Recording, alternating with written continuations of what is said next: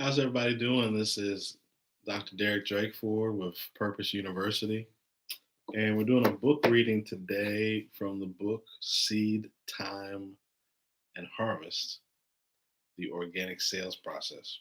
So this is picking up at chapter 2, Seed.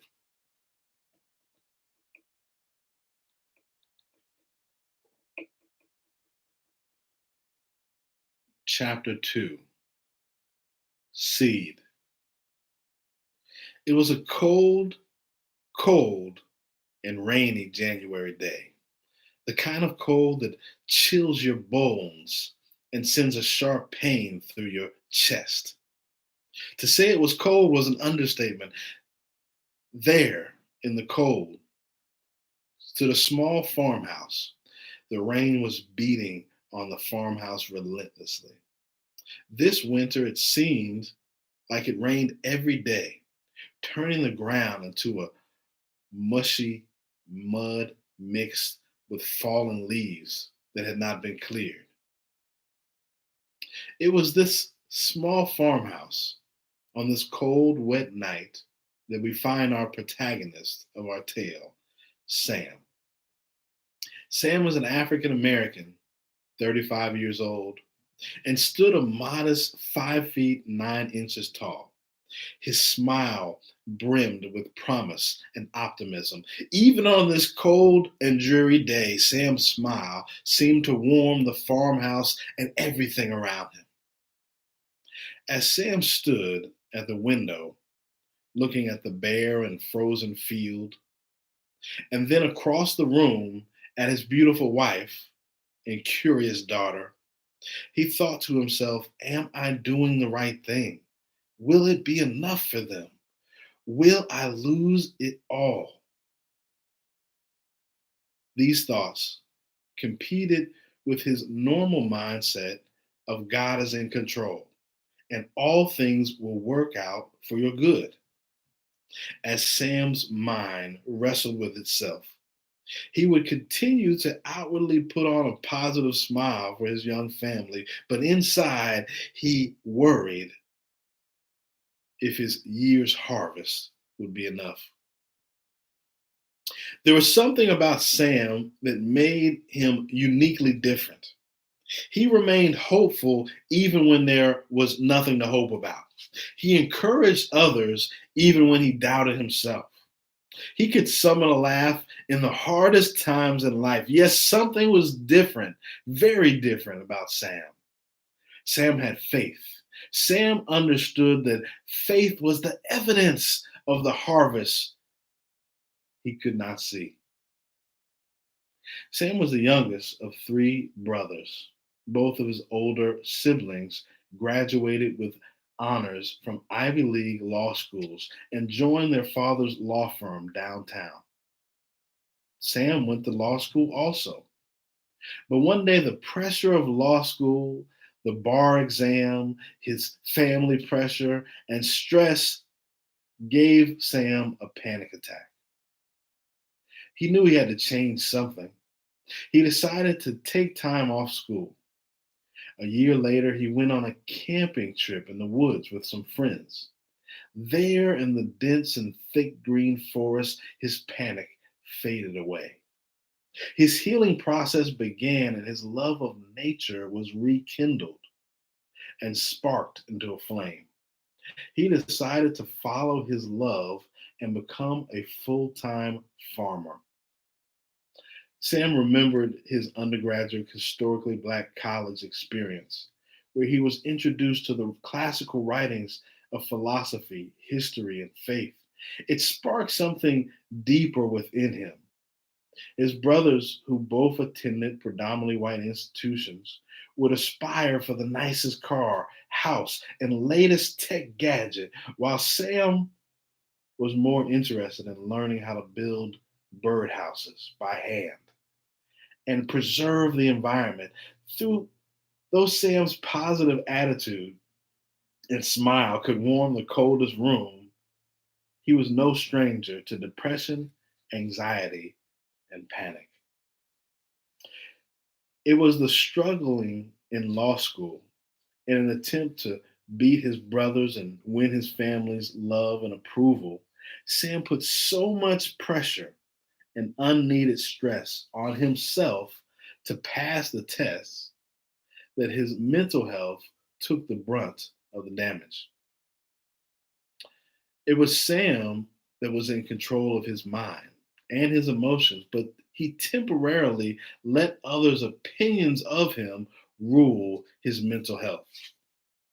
As he expected, Sam did not pass the bar exam, and his self doubt and negative thinking began to impact his overall health and eating habits.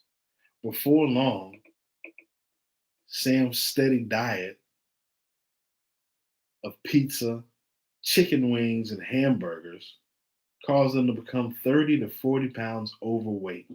His knees began to ache when he walked. It was not just Sam, but also his daughter, who began to have a severe reaction to all the processed foods they were eating. Sam worried,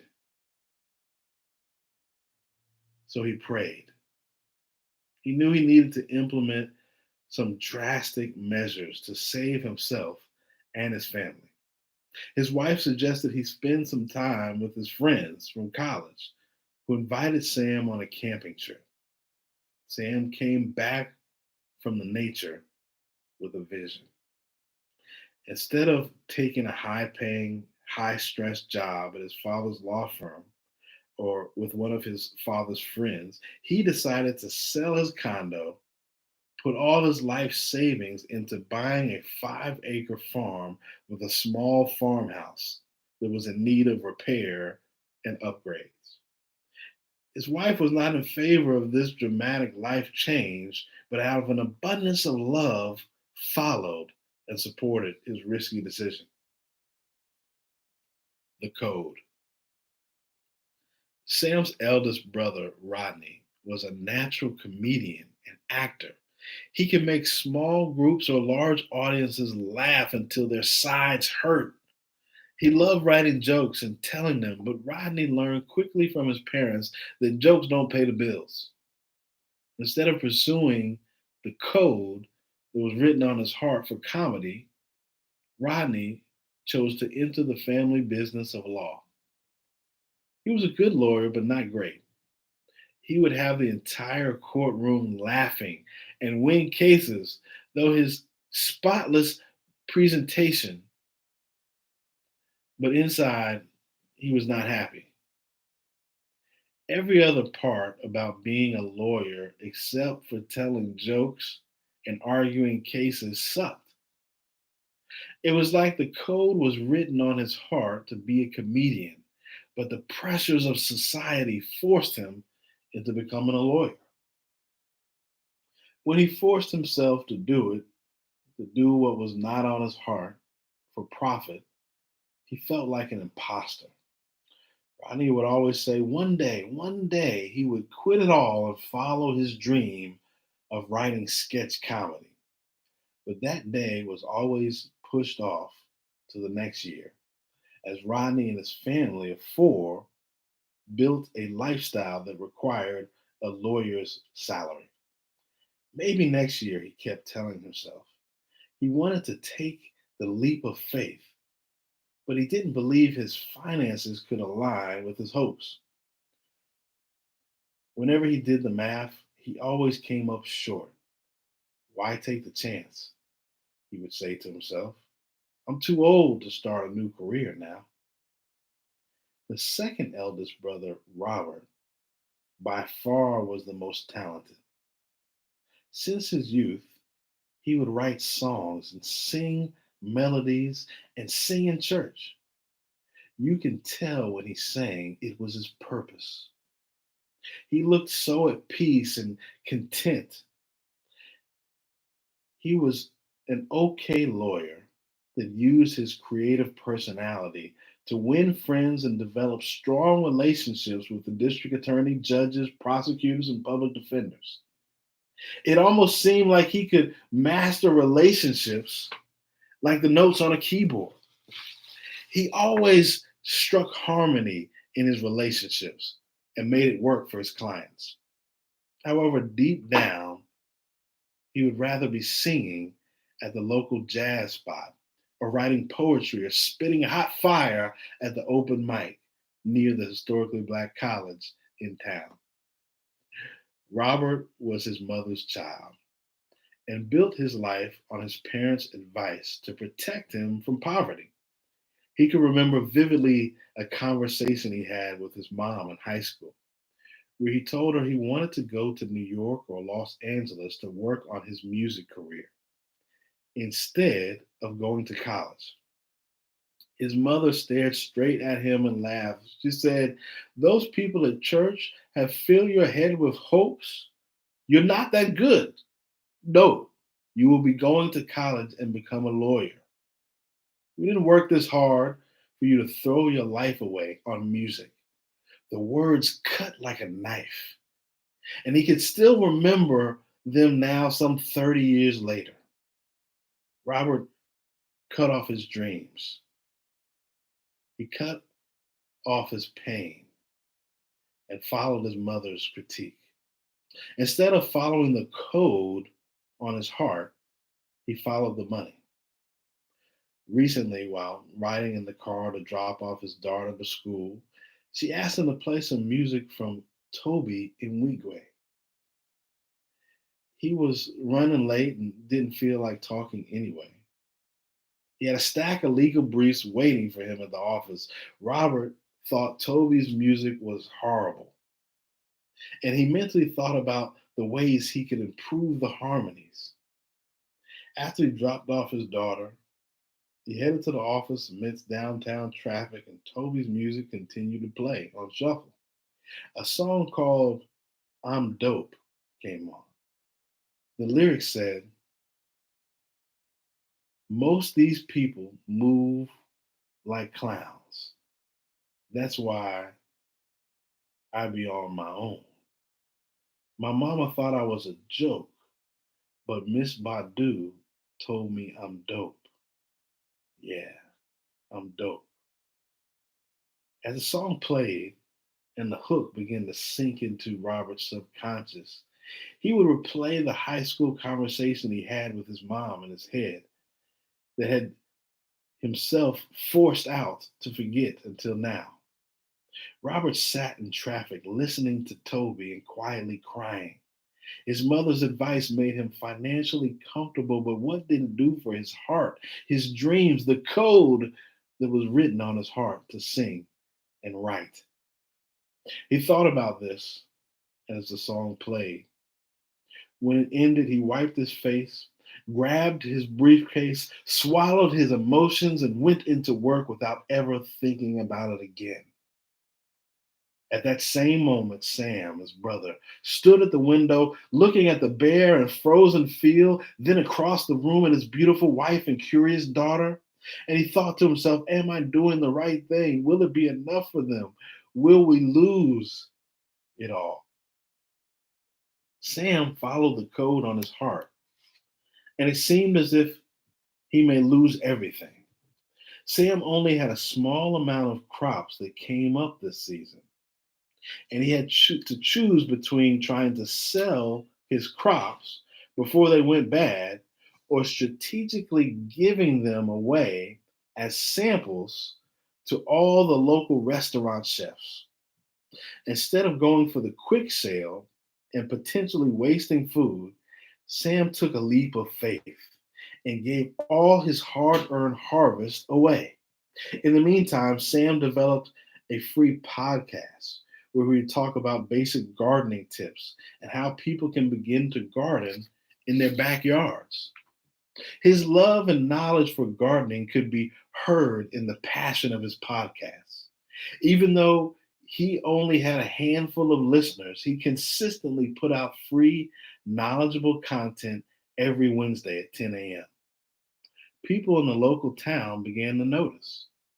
Then Sam published a small book for free on his life story of leaving the big city for the farm life.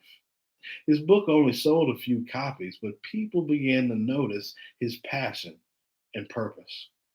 To supplement his income, he began to work for a rideshare food delivery service. Sam's family was barely making ends meet because he took this leap of faith and followed his dream. For the next 6 months, it looked bleak.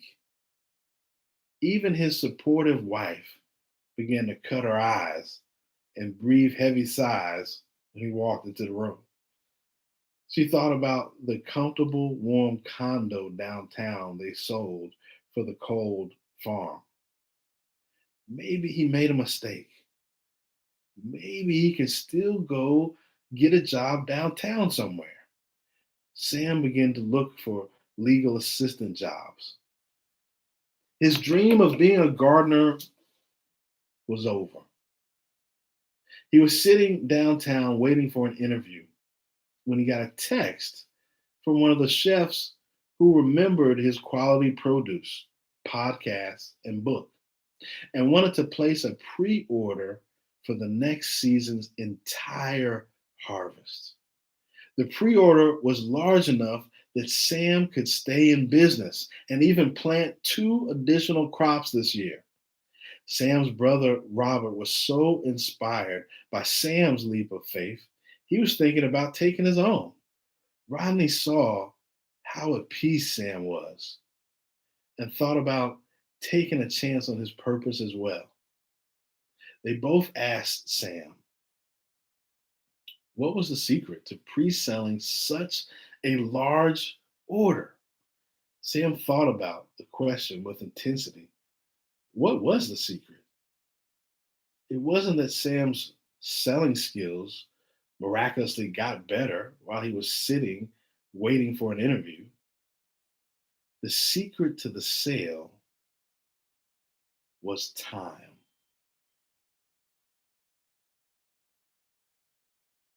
Time to make the ask. In the seed time harvest organic process, time marks the part of the organic sales process that is the most difficult for many purpose driven social entrepreneurs. Sometimes we can be so energized by the opportunity to give and share the seed of our greatness, we can feel less energized to make the actual ask for the potential customer to buy our product or service or donate to our nonprofit mission. Additionally, there is a fear of rejection, facing fear. For me, the major hesitation has always been rooted in fear.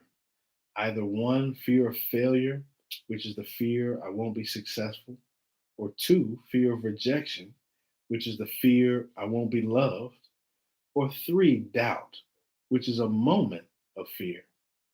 All three of these are rooted in fear. To overcome fear, it has been helpful for me to respond to fear through all the dynamics of my purpose lifestyle: mental, emotional, spiritual, and physical. Mental. For mental, I use the acronym FEAR as false expectations appearing real. This helps me to pause, breathe, meditate on what my fear is really about and what are the images of failure, rejection, or doubt that my mind is envisioning, and how real are they really? And if they are real, how bad are they really? I often find my mind has me ended up desolate, hungry, and selling my blood platelets to make enough through the week. As I begin to dissect this mental vision, I'm able to counteract this negative vision with a positive imagination. I found that fear is really just our powerful imagination in the wrong direction. If I think more and more about the potential beauty and purpose that could come from me taking a chance on asking, it makes it more realistic and less scary. So after I've rationalized my mind into a positive vision, I can then embrace the strong emotions that were attached to those visions of failure and are connected to real memories of rejection and loss. Emotional. It's hard to get over a breakup. It's hard to get over a potential client saying no to your offering. It's hard to get over someone hanging up on the phone on you as you make a cold call. Rejection sucks. It will continue to suck. So it will require emotional maturity to move past the sting of rejection and still be able to show love and care in the face of rejection. People say, don't take it personal, but it's hard. It's personal. It's always personal. It's you getting rejected. Instead of letting your emotions take you for a ride, replace the emotion of rejection with love and appreciation. As they say, kill them with kindness. In this way, you will show your integrity and your character and rise above being petty or hurt, even though it may hurt. This is growing up. This is building character. And I'm still working on this as well. Physical. It's important to eat a healthy diet, exercise, and reduce as much stress as possible. Stress is the enemy of making a good ask. When I'm stressed, I give off a vibration that says, I'm stressed, I need this sale. If we reduce our stress, we can transmit a healthy energy that doesn't try to pressure the customer into a sale. Your physique should match your ideal profession. Recently, I was golfing with a martial arts business owner. He told me people don't want to pay a martial arts instructor whose gut is hanging over their belt.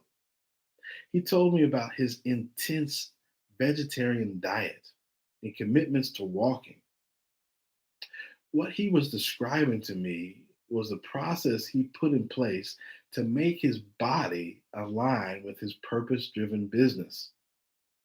When we prepare our physical body for our profession, it makes asking for business that much easier. Although we prepare our mind and emotions and body, our hearts can still be filled with fear if we don't have a healthy spiritual life that aligns with our purpose driven startup. Spiritual. For me, what I found most effective is to say about myself what I believe God says about me. So I say it out loud the following: God has not given me a spirit of fear, but of power and of love and a sound mind. Choose a statement that reminds you of your true spiritual essence and utilize it to help you jumpstart your spiritual energy around offering gifts and talents to the world. Now that I'm mentally, emotionally, physically, and spiritually ready to make ask, I have to set up a system that helps me to prepare for and track each relationship and each interaction with my startup.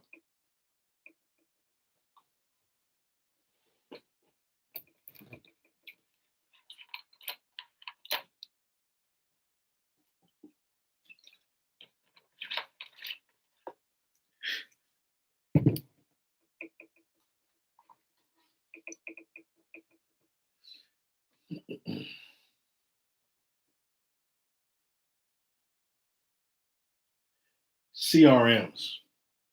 There are many ways to set up a system to track these relationships and interactions.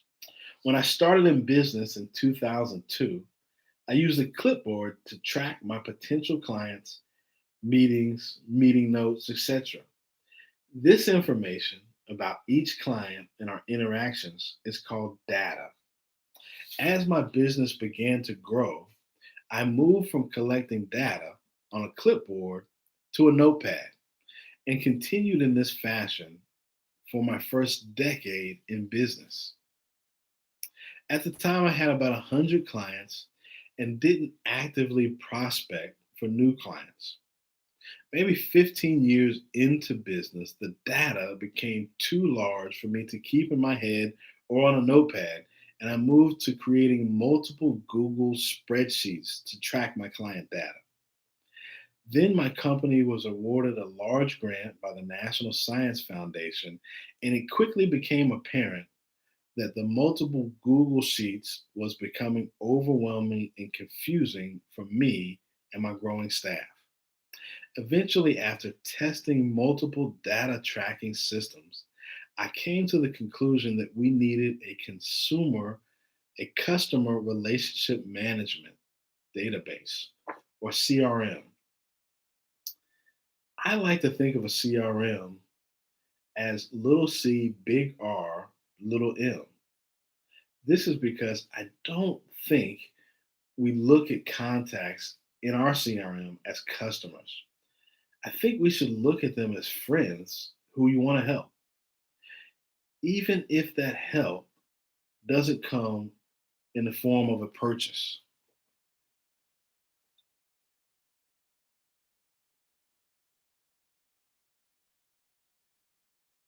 Your notes in the CRM can help you connect this friend with a solution or resource they really need. By doing this, you may find that friend will keep this in their mental Rolodex and later repay you by helping one of their friends by connecting them with your business or nonprofit. The key is don't change your mental lens to begin to view people as customers, and you also won't enter that mental salesperson mode that can be more annoying than helpful. The best way that I can describe a CRM is for you to look at the phone call interactions you have had with any large company, i.e., phone company, insurance company, and how each representative has notes from your previous call. These representatives are using technology to track and note each call. This technology is a CRM. After using a free CRM now for about 3 years, I'm satisfied with how it has helped me to improve the care in which we treat each client and the attention to detail we could note and track through the CRM. The CRM is not magic. I still have to make cold calls and give my seed away, but it gives me better technology to track each seed and gift I put into the world. It is important to set up your CRM long before your first deal is closed and even before the ask.